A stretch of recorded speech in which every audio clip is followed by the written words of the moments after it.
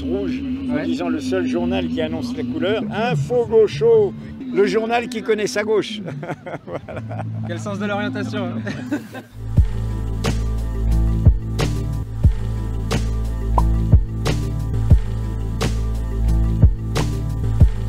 Bonjour Edoui. Bonjour. On est ravis de vous avoir sur le micro de Info Gaucho. Merci de votre invitation et bravo de tout ce que vous faites. Je trouverais ça intéressant de voir un petit peu comment vous présentez devant Info Gaucho. Moi je suis de métier journaliste. En fait j'ai fait de ce métier un engagement. Je suis de ma génération, les engagements des années 60-70. Je vais sur mes 73 ans. Et ça fait 50 ans que je fais ce métier de journaliste qui est devenu au fond ma bataille, c'est-à-dire l'idée qu'on doit être au service d'un idéal démocratique radical que j'ai appelé le droit de savoir tout ce qui est d'intérêt public, qui suppose l'indépendance, qui suppose qu'un bon média, c'est pas forcément le média qui raconte ce que vous avez envie d'entendre, c'est aussi un média qui vous révèle des faits qui vont vous déranger, qui vont vous faire réfléchir, qui vont vous obliger à penser contre vous-même. Et donc ce chemin de vie m'a amené pendant 25 ans au journal Le Monde, dont j'ai dirigé la rédaction. Je suis parti après une bataille perdue et une crise, une défaite. Et dans ce contexte, à un âge déraisonnable, avec deux camarades qui étaient avec moi au Monde, François Bonnet et Laurent Mauduit, on a fondé, j'avais 55 ans à ce moment-là, Mediapart qui s'est lancé en 2008, qui aujourd'hui est le journal que vous savez, qui est aujourd'hui le 3e quotidien par l'abonnement numérique en France, derrière Le Monde et Le Figaro, qui est un journal participatif que j'ai dirigé aussi bien l'entreprise que éditorialement jusqu'à l'an dernier et qui est aujourd'hui sous la direction d'un superbe quatuor féminin, une présidente, une directrice générale, Karine Fouteau et Cécile Sour, et deux co-directrices éditoriales, Valentine Auberti et Lénaïgue Bredou. Et je continue, à l'image de ce que j'ai fait aujourd'hui, à continuer cet engagement comme un collaborateur de Mediapart par des vidéos, par des articles, par mes livres, par mes interventions dans l'espace public. Voilà mon chemin de vie. J'aime bien dire ce poème d'Antonio Machado, qui était un poète espagnol républicain, Caminante no hay camino, le chemin se fait en marchant, il n'y a pas de chemin indiqué, le chemin se fait en marchant, et seul le présent en fait preuve. Donc voilà, il faut me juger sur mes actes au présent. Aujourd'hui, on est rassemblés, il y a beaucoup de monde quand même pour lutter contre l'extrême droite. On voit qu'il y a du coup des personnes comme vous qui sont plus associées à des médias, mais il y a aussi beaucoup de partis politiques. Est-ce qu'on n'assisterait pas à une sorte de petite résurgence du Front populaire qui lutte contre le fascisme comme après les législatives, enfin pendant les législatives? Bien sûr, c'est ce qu'il faut espérer. L'erreur qui a été faite, c'est que dès que l'élection est passée, dès qu'il y a ce sursaut qui est venu de la société et qui a permis d'éviter le pire, les partis, et notamment les deux partis qui souvent prétendent à l'hégémonie, c'est-à-dire le Parti socialiste d'un côté qui a perdu son hégémonie et qui voudrait la reconquérir, et la France insoumise qui se sent hégémonique, ils sont revenus à leur affaire. Quelle que soit la qualité des militants, c'est pas à eux que je m'adresse, je pense qu'ils ont tout fait et ils s'auto-entretiennent pour que ne prolifère pas ce qu'on aurait dû faire, c'est-à-dire des comités du NFP partout. Comme on l'a dit aujourd'hui, il faut construire la digue dans la société.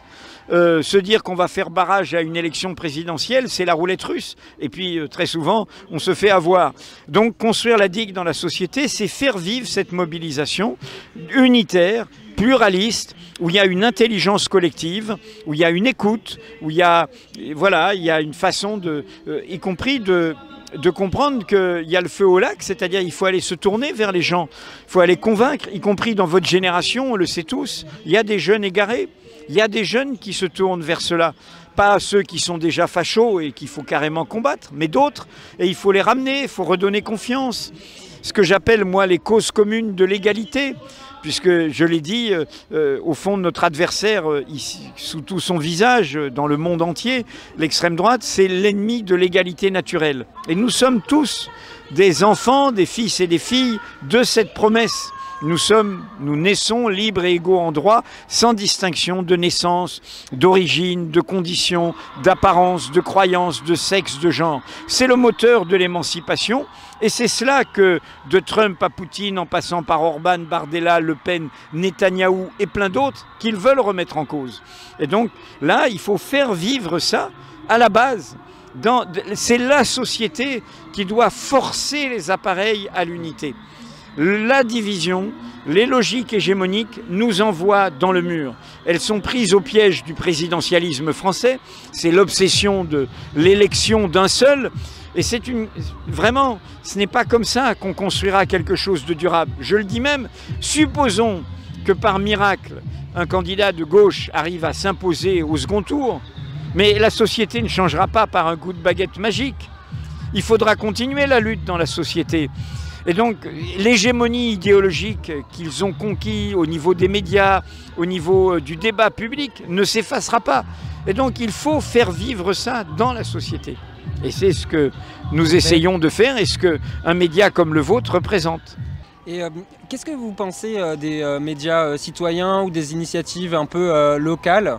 Et est-ce que vous auriez des conseils à donner à des personnes qui ont envie un peu de filmer ce qui se passe, de donner une information un petit peu différente de ce qu'on pourrait entendre à la télé? Je pense que c'est une arme essentielle et c'est très très important au niveau de l'information locale, de l'information régionale et c'est très important dans les mobilisations de la société. On l'a vu sur les violences policières, on l'a vu au moment des mobilisations des soulèvements de la terre, on l'a vu dans toutes les causes, hein, c'est très important.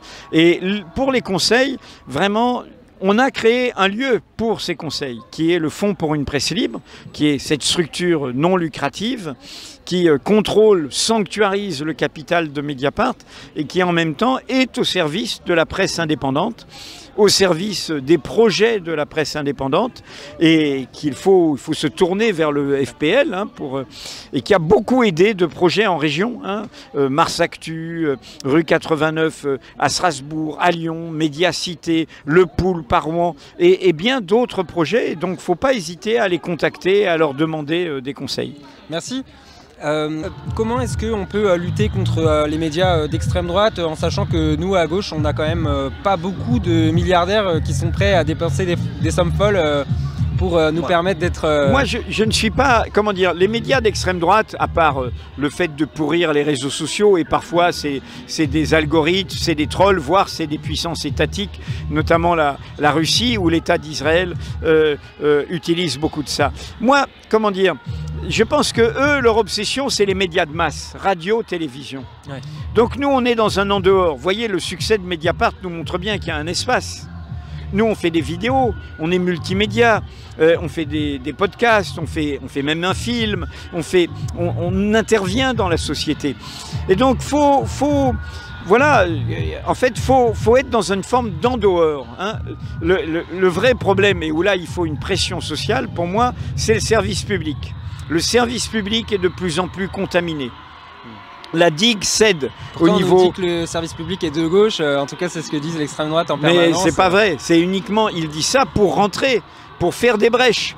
Et nous avons des dirigeants du service public audiovisuel qui ne tiennent pas la digue, qui sont dans le divertissement, qui invente Zemmour alors qu'il n'est pas élu, oui. Qui traite Bardella comme si c'était une vedette de la presse people, qui disent des choses parfois effroyables, y compris dans ces plateaux, notamment le plateau du samedi soir, qui pour moi est une erreur. Quelle époque, quelle triste époque ou qui accepte, je l'ai cité tout à l'heure, de faire venir un journaliste de BFM à France Inter pour l'interview politique, mais de dire qu'il reste à BFM. C'est un mélange public-privé qui est intolérable. Il s'agit de Benjamin Duhamel et ce n'est pas légitime. Alors Mediapart, vous avez aussi fait beaucoup d'investigations. Est-ce que vous pensez que c'est un bon moyen pour lutter contre l'extrême droite et est-ce que ça vous a causé aussi des torts Non, ça nous...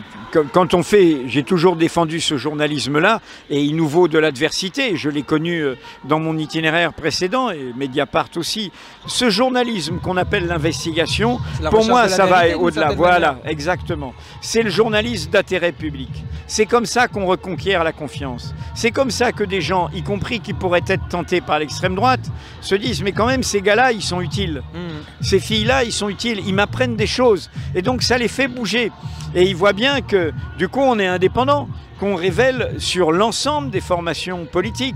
Et c'est pour ça que je lance ce message aussi, que les forces politiques ne scient pas la branche sur laquelle nous sommes assis. Hein, il ne faut pas. Si la presse indépendante, tu la décrédibilises le jour où elle t'embête par des révélations, alors que tu l'applaudis quand elle embête Bayrou ou quand elle embête le Rassemblement national, ça ne va pas. Je suis désolé, j'ai aucun mal à le dire. Quand on a fait des révélations sur la France insoumise, Jean-Luc Mélenchon a dit « Mediapart est un torchon ». Dans une interview, il a parlé comme l'extrême droite. Et ça, c'est inadmissible. Il peut dire, bah écoutez, ces révélations nous dérangent, elles nous bousculent, on n'est pas forcément d'accord et tout, mais on respecte. Moi, voilà, on ne rentre pas dans ce langage-là. Et ce langage-là est un cadeau à l'extrême droite, car elle dit, bah bien, vous les avez traités de torchons, ben nous, on peut se permettre. Et donc, il faut avoir, j'ai pas eu le temps de le dire dans tous nos débats aujourd'hui, il faut avoir un peu de tenue dans le moment actuel. L'extrême droite, on l'a dit, c'est le droit de dire des choses dégueulasses, des choses abaissantes, des choses blessantes, méprisantes. Et nous, on doit être d'une certaine hauteur. Il y a une bataille qui est une bataille du langage. La politique, c'est aussi un langage, c'est aussi la politique comme bien commun. Et on doit ne pas être de leur côté, dans cette virulence, dans cet abaissement, dans dans tout ce qu'ils ont mis en scène, et qu'une partie du système médiatique, Hanouna en a été le symbole, mais Pascal Praud aussi, et tous ces médias qui, pour moi, ne font pas du journalisme, ne font que des médias d'opinion. Bientôt, du coup, un Mediapart d'investigation sur le PS ? Mais on a sorti beaucoup. Vous savez que l'affaire Cahuzac, c'est quand même Mediapart, ne l'oubliez pas, et qui a permis la création du parquet national financier. L'affaire qui embête un peu François Hollande et sa compagne, qui je crois est devenue son épouse Julie Gaillet, sur qu'est-ce qui s'est passé en marge d'une affaire de corruption sur la vente de Rafale en Inde, c'est Mediapart. Donc voilà, Mediapart, les affaires, nous sommes les seuls à avoir fait un article pour interpeller le PS sur Jean-Christophe Cambadélis, qui a quand même été premier secrétaire du Parti Socialiste et qui en est à sa 3e condamnation. Et à dire, mais au fait, il y a une commission de discipline au PS ? Vous avez accepté qu'il devienne premier secrétaire alors qu'il avait déjà été 2 fois condamné. Et les 3 condamnations, c'est l'argent. C'est emploi fictif ou usage des frais de mandat. C'est une honte. Et normalement, un parti politique devrait prendre des sanctions. Jusqu'à il y a peu, Jean-Christophe Cambadélis était dans les meetings du Parti Socialiste ou intervenait sur les plateaux de télévision comme une référence. Ces questions éthiques que nous invoquons face à Nicolas Sarkozy, face à Marine Le Pen, eh bien, elles ne doivent pas se diviser quand il s'agit de la gauche. Est-ce que vous avez un petit mot pour la fin ? Est-ce que vous voulez donner peut-être... vous avez déjà fait quelques conseils aux citoyens qui veulent s'engager, ou alors pour donner un peu d'espoir pour la lutte, parce qu'on est quand même là aussi pour avoir de l'espoir aujourd'hui. Mais moi, comment dire, je me suis fait un mantra personnel, qui est l'inquiétude et l'antichambre de l'espérance. Je pense, et ce qui se passe avec la Palestine, j'ai un grand ami palestinien qui est Elias Sambar, avec Leila Chaïd, qui était la représentante, la voix de la Palestine en Europe et en France pendant très longtemps. Je leur ai dédié mon livre sur la Palestine. Et cet ami palestinien qui vit en France, qui est un franco-palestinien, qui était ambassadeur à l'UNESCO, qui a fait les négociations à Camp David sur le droit au retour, etc. Quand je suis déprimé ici, je l'appelle. Et lui qui a toutes les raisons d'être déprimé, c'est lui qui me remonte le moral en rigolant, racontant une blague, etc. Comme vous l'avez vu dans tous les témoignages qu'on a de Gaza, les Palestiniens ne se lamentent pas. Il y a une très grande dignité. Nous n'avons pas le droit de nous lamenter. Nous n'avons pas le droit de dire « Ah là là, c'est terrible, l'époque est terrible ». Et donc mon mantra, c'est l'inquiétude et l'antichambre de l'espérance. C'est en s'inquiétant, en s'alarmant, en se mobilisant sur ce qui nous alarme, qu'on trouvera le chemin de l'espérance, qu'on créera. On n'a pas le choix. Hein, on ne doit pas être dans ce raisonnement « Est-ce que je vais gagner ? Est-ce que je vais l'emporter ?» et tout. Non, on n'a pas le choix. On a rendez-vous avec nous-mêmes. On a rendez-vous avec, au fond, l'image que nous avons de nous-mêmes, de notre vie de femme, d'homme, d'humain. Eh bien, on doit le faire. Voilà. Merci beaucoup. Merci à vous. Merci.